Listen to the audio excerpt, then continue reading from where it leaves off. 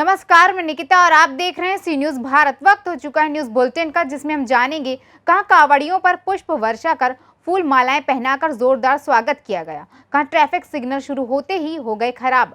साथ ही जानेंगे कहां नाग पंचमी के शुभ अवसर पर कुश्ती कार्यक्रम का आयोजन हुआ। ऐसी ही तमाम खबरों पर विस्तार से करते हैं चर्चा। आजमगढ़ पुलिस अधीक्षक अनुराग आर्य ने आज प्रेस कॉन्फ्रेंस कर पूर्व सांसद व वर्तमान विधायक रमाकांत यादव के विरुद्ध मुकदमे के विषय में जानकारी साझा की। उन्होंने बताया कि अरोला माहौल में जहरीली शराब कांड व जहानागंज में मतगणना स्थल पर अशांति उत्पन्न कराने के आरोप में अभियुक्त रमाकांत यादव के विरुद्ध कार्रवाई की गई है। सर, घटना माहौल में हुई थी फूलपुर में, किस मामले में इनका नाम आया विवेचना में? जो माहौल क्षेत्र में सरकारी ठेका था जिससे शराब लोगों के द्वारा सेवन किया गया था, उसमें जो लोग अरोला थाना क्षेत्र के रहने वाले थे जिनकी डेथ हुई थी, उन्होंने अरोला में मुकदमा पंजीकृत कराया था। और एक व्यक्ति जो फूलपुर के रहने वाले थे जिनकी थाना क्षेत्र फूलपुर में डेथ हुई थी, उनके द्वारा थाना फूलपुर पर एफआईआर पंजीकृत कराई गई थी। इसी प्रकार से 2 एफआईआर ये लिखी गई थी। इसमें ऑलरेडी 13 लोगों के खिलाफ गैंगस्टर एक्ट की कार्रवाई और 6 लोगों के खिलाफ एनएसए की कार्रवाई हो चुकी है। आगे विवेचना जारी रहेगी और जो भी लोग इस गैंग में शामिल हैं उनके खिलाफ कड़ी कार्रवाई की जाएगी। आजमगढ़ से सीनू संवाददाता सीबी भास्कर की रिपोर्ट। कचला से जल लेकर लौटे बहेड़ी के कांवड़ियों का महंत हरिओम गुप्ता, महंत विष्णु गुप्ता के नेतृत्व में नैनीताल रोड स्थित सराफा बाजार में लाला हरवंश गुप्ता की ज्वेलरी शॉप पर पुष्प वर्षा कर व फूल महिलाएं पहना करके जोरदार स्वागत किया गया। इस दौरान जमकर आतिशबाजी भी की गई, जिसके बाद सभी कांवड़ियों को सूक्ष्म जलपान भी कराया गया। इस दौरान लाला हरवंश गुप्ता, हर्ष गुप्ता, सागर गुप्ता, अतुल गर्ग, आलोक गर्ग, रमेश चंद गुप्ता, हिमांशु गुप्ता, अमित गुप्ता आदि लोग मौजूद रहे। बरेली से सीनू संवाददाता अब्दुल वाजिद की रिपोर्ट। शहर के हृदय स्थल घंटाघर पर लगे ट्रैफिक सिग्नल शुरू होते ही खराब हो गए। यह सिग्नल कुछ ही समय की बारिश नहीं झेल पाए और टाइमिंग डिस्प्ले खराब हो गई। इसके अलावा नगर पालिका द्वारा लगाए गए अव्यवस्थित सिग्नल लोगों को भ्रमित भी कर रहे हैं। जहां कैलाश लॉज की ओर से आने वाले रास्ते के लिए 2-2 सिग्नल लगाए गए हैं, जिनमें अलग अलग टाइमिंग चलती है। तो वहीं दूसरी ओर कपिल स्टोर और पालंदी चौराहे से आने वाले 2 रास्तों के लिए एटीएम के पास सिर्फ 1 सिग्नल लगा दिया गया है, जिससे लोग भ्रमित हो रहे हैं। इसके अलावा शहर में पार्किंग स्थल नहीं होने के कारण लोगों को अपने वाहन सड़क की पटरियों या फिर कभी कभी सड़क पर ही खड़े करने पड़ते हैं। ऐसे में शहर में जाम लग जाता है। यातायात पुलिस जब ऐसे वाहनों का चालान करती है तो वाहन चालक उनसे पार्किंग स्थल के बारे में पूछते हैं, जिसका यातायात पुलिस के पास कोई जवाब नहीं होता। शहर की यातायात व्यवस्था को सुधारने के लिए करीब 1 सप्ताह पहले शहर के घंटाघर के चारों ओर यातायात सिग्नल लगाए गए हैं, जिनकी टाइमिंग डिस्प्ले खराब हो गई है। अब देखना होगा कि दमोह प्रशासन इनका सुधार कब तक करवाता है।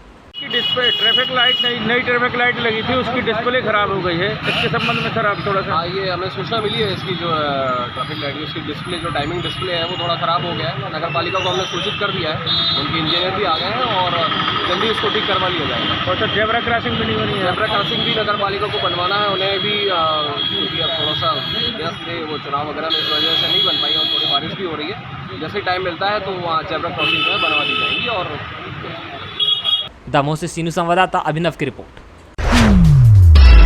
सोनभद्र के स्थानीय नगर पंचायत के वार्ड नंबर 9 में मंगलवार को सभासद प्रतिनिधि राजन जायसवाल ने नगर पंचायत कर्मियों के साथ नगर क्षेत्र में स्वच्छता अभियान को गति देने एवं नगर पंचायत क्षेत्र को साफ सुथरा व स्वच्छ बनाने के उद्देश्य से सभी घरों में गीला व सूखा कचरा रखने हेतु अलग अलग 20-20 लीटर के डस्टबिन का वितरण किया गया। डस्टबिन वितरण करते समय लोगों से अपील करते हुए सभासद प्रतिनिधि राजन जायसवाल ने कहा कि नगर पंचायत अध्यक्ष फरीदा बेगम के प्रयास व हम सभी की मांग पर नगर के वार्डों में डस्टबिन का वितरण किया जा रहा है। आगे कहा कि नगरवासियों के सहयोग के बिना नगर पंचायत को स्वच्छ व सुंदर नहीं बनाया जा सकता है, इसीलिए सभी को अपने अपने घरों के कचरों को अलग अलग डस्टबिन में रखना होगा।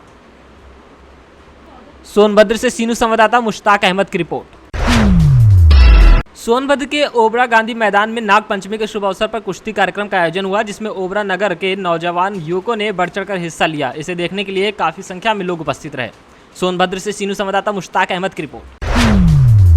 बस्ती में धारदार हथियार से गोंदकर की गई निर्मम हत्या, इलाके में फैली सनसनी। मृतक के शरीर पर धारदार हथियार से कई वार कर शरीर पर चोट के कई निशान पाए गए। मृतक दोनों पैर से विकलांग, दलित, चना बेचकर करता था जीवन का यापन। मृतक रामचंद्र दुकान पर सो रहा था, तभी हत्यारों ने घटना को अंजाम दिया। सूचना पर पहुंचे गौर एसएचओ ब्रिजेंद्र पटेल और फॉरेंसिक टीम जांच कर रही है। शराब की दुकान खुलने और बंद होने का सही समय निर्धारित नहीं है। देर रात तक शराब बिकती है। शराब की दुकान पर देर रात तक अपराधियों का तांता लगा रहता है। बढ़नी निवासी मृतक रामचंद्र शराब दुकान के पास चने की दुकान लगाता था। बस्ती के गौर थाना अंतर्गत स्थित बढ़नी गांव की ये पूरी घटना है।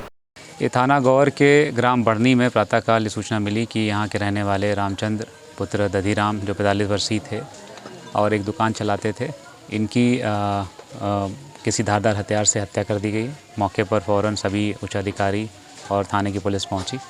यहाँ प्रामा प्रसाई देख के लग रहा है कि उनके गर्दन और कान के पास में किसी धारदार हथियार से हमला किया गया, जिससे उनकी मृत्यु हो गई है। इस संबंध में उनके पुत्र से एक तहरीर ली गई है। उन्होंने एक अज्ञात के खिलाफ तहरीर दी है, जिसमें 302 का अभियोग पंजीकृत किया गया है। यहाँ हमारी सभी टीमें मौजूद हैं। शीघ्र हम इस घटना का अनावरण करके जो इसके लिए जिम्मेदार है उनको जेल भेजेंगे। बस्ती से सी न्यूज संवाददाता पंकज मिश्रा की रिपोर्ट।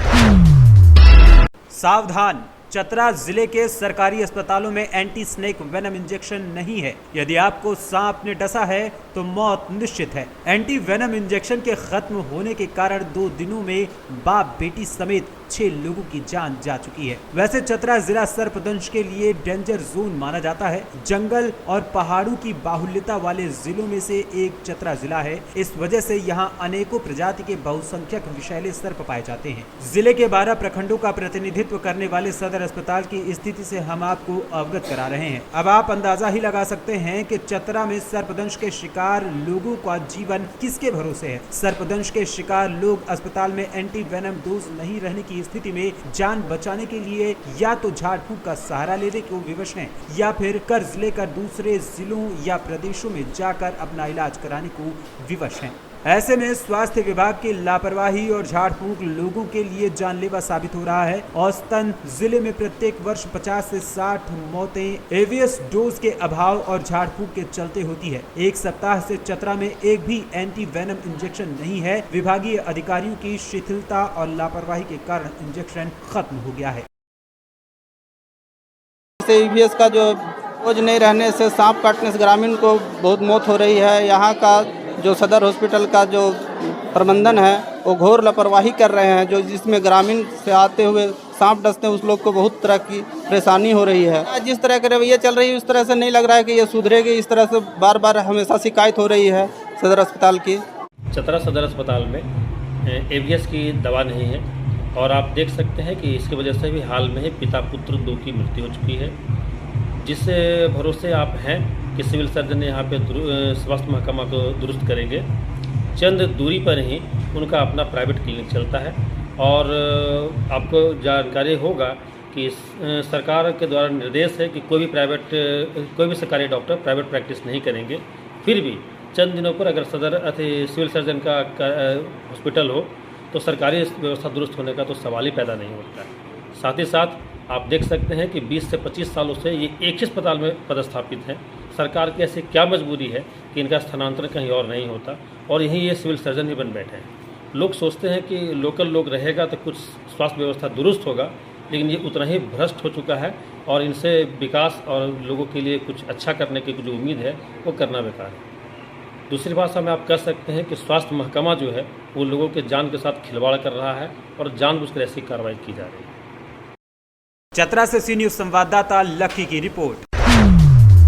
झारखंड के चौपारण प्रखंड के लोकनायक जयप्रकाश आंख अस्पताल नवभारती जागृति केंद्र संचालित लोकनायक जयप्रकाश आंख अस्पताल अंतर्गत लोकनायक जयप्रकाश पैरा मेडिकल संस्थान के प्रथम बैच 2019-2021 के सफल छात्रों के बीच प्रमाण पत्र का वितरण संस्था के सचिव सतीश गिरिजा, कार्यक्रम निदेशक गंधर्व गौरव, अस्पताल प्रबंधक संतोष कुमार पुरी, कार्यक्रम समन्वयक करुणा निधि एवं संस्था के प्रबंधक वीरेंद्र सिन्हा एवं पैरा मेडिकल इंस्टीट्यूट के विकांत सिंह एवं अंबर निधि श्राफ की उपस्थिति में की गई। कार्यक्रम की शुरुआत दीप प्रज्वलित कर की गई। इस अवसर पर छात्रों ने अपने अनुभव साझा किए। कार्यक्रम में मीडिया बंधुओं ने भी अपने विचार रखे एवं छात्रों को निजी जीवन में सफल होने के गुण सिखाए। जूनियर छात्रों ने भी अपने पूर्ववर्ती छात्रों के सम्मान में अपने विचार रखे और कहा कि वे उनके प्रेरणा स्रोत हैं। चौपारण झारखंड से सी न्यूज संवाददाता मुकेश सिंह की रिपोर्ट। कुशीनगर जिलाधिकारी एस राजलिंगम और पुलिस अधीक्षक धवल जायसवाल द्वारा आज तहसील खड्डा के बाढ़ प्रभावित इलाके ग्राम महादेवा का निरीक्षण किया गया। निरीक्षण के दौरान उन्होंने बाढ़ बचाव हेतु शेल्टर होम, कम्युनिटी किचन की व्यवस्था, सड़कों की स्थिति का जायजा लिया। इस क्रम में उन्होंने ग्राम प्रधान से बातचीत के क्रम में ये भी पूछा कि पिछले वर्ष कितने घर बाढ़ से प्रभावित हुए थे, शेल्टर होम में कितने लोगों को रहने की क्षमता दी गई है। उप जिलाधिकारी खड्डा भावना सिंह से उन्होंने पूछा कि कहां-कहां पानी आ चुका है, कितनी नावों की व्यवस्था की जा चुकी है। इस क्रम में अधिशासी अभियंता बाढ़ खंड महेश कुमार सिंह से बांधों की स्थिति की भी जानकारी उन्होंने ली। उसके लिए फोरकपेन वगैरह लगा के कटान कम करने के लिए विभाग द्वारा उसका काम पहले से कर रखा है। इसके साथ साथ जो नेपाल से जितने पानी छोड़ रहे हैं उसमें बढ़ोतरी हुई है।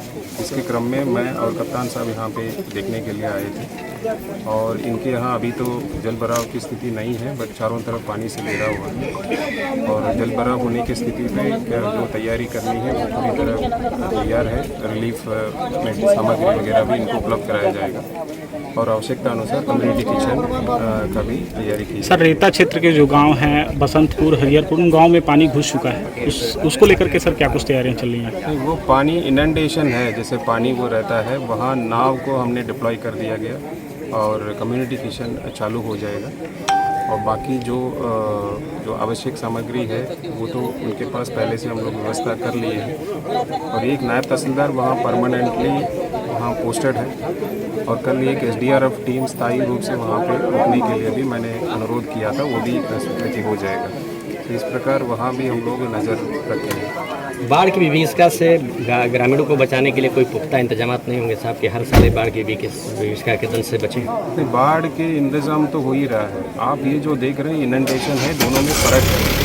पानी तो ये जो आउटलेट है इतना तो पानी भरेगा आपका, इसको इनंडेशन बोलते हैं, ये कटान वाली नहीं है। अगर आप पूरे तटबंध को देखा जाए उसमें जो बचाव कार्य है, हमारे जो बंदे जो सुरक्षित करने के लिए जो काम है वो पहले से पूरा सारे काम पूरा हो चुके हैं। इस साल जितने काम लिए हैं, ये जल भराव की जो स्थिति है ये मौसम के सापेक्ष ये आता रहेगा। या तो हम ऐसे व्यवस्था करें कि इनको कहीं ज़मीन अवेलेबल के सापेक्ष इनको विस्थापित करें या कुछ समय के लिए इनको रिलीफ और वो देना होगा। स्वास्थ्य को लेकर क्या कहना चाहेंगे सर? स्वास्थ्य की सुविधाएं इनको कैसे?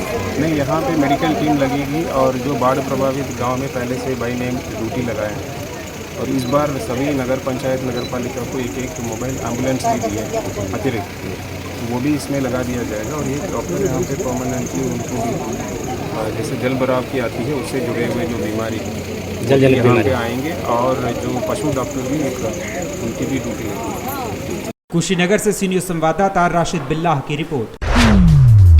मंगलवार को प्रखंड सह अंचल परिसर में प्रखंड विकास पदाधिकारी अनिल कुमार की अध्यक्षता में जनता दरबार का आयोजन किया गया, जिसके तहत सामाजिक सुरक्षा योजना एवं अन्य सभी तरह के कार्यों से जुड़े लाभुकों को मिलने वाले लाभ के बारे में जानकारी दी गई। जनता दरबार में प्रखंड क्षेत्र के विभिन्न पंचायतों से आए लोगों के कल्याणकारी योजनाओं से जुड़ी समस्याओं को संबंधित विभाग के पदाधिकारियों से बात कर ऑन द स्पॉट समाधान किया गया। PM किसान संबंधित 5 मामला का समाधान हुआ तथा हरदुआ पंचायत एवं जमुंडीह पंचायत से जुड़े 2 जमीन मामले भी समाधान में निपटाए गए। इस संदर्भ में प्रखंड विकास पदाधिकारी अनिल कुमार ने बताया कि प्रत्येक मंगलवार को प्रखंड सह अंचल कार्यालय में जनता दरबार का आयोजन किया जाएगा। जनता दरबार में प्रखंड सुनील कुमार पासवान, उप प्रमुख कुसुम देवी, कामेश यादव, अधिवक्ता लाला प्रसाद यादव, मुखिया संघ के अध्यक्ष मनदीप मेहता, मुखिया कृष्णाकांत चौबे के अलावा सैकड़ों लोग उपस्थित थे।